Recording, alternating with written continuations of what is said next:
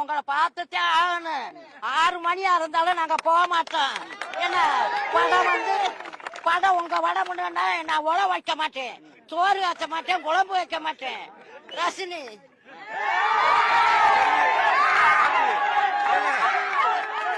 பாட்டிமா எங்க வந்திருக்கீங்க?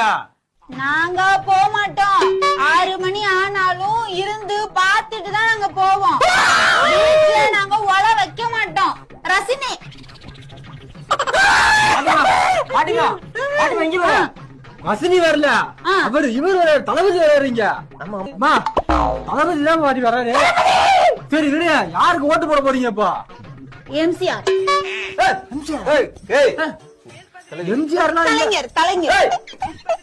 இங்க பாரு, தளபதி வராரு.